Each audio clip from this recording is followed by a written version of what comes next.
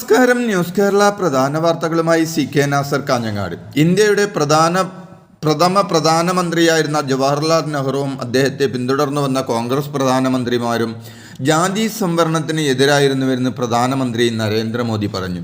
SC, ST, OBC വിഭാഗങ്ങൾക്ക് കോൺഗ്രസിൽ നിന്നും ബഹുമാനം ലഭിച്ചിരുന്നില്ലെന്നും BJP നയിക്കുന്ന NDA ഭരണത്തിന് കീഴിൽ മാത്രമേ ഈ വിഭാഗങ്ങളുടെ അവകാശങ്ങൾ സംരക്ഷിക്കപ്പെടുകയുള്ളൂവെന്നും മോദി പറഞ്ഞു.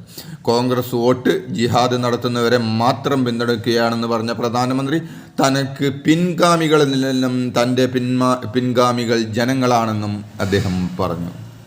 ആദ്മി പാർട്ടിയെ പിന്തുണക്കുന്നവർ പാകിസ്ഥാനികളെന്ന് പറഞ്ഞ കേന്ദ്ര ആഭ്യന്തരമന്ത്രി അമിത്ഷാ രാജ്യത്തെ ജനങ്ങളെ അപമാനിച്ചെന്ന് ഡൽഹി മുഖ്യമന്ത്രി അരവിന്ദ് കെജ്രിവാൾ പറഞ്ഞു.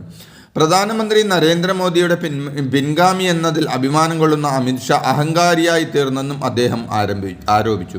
എന്നാൽ താൻ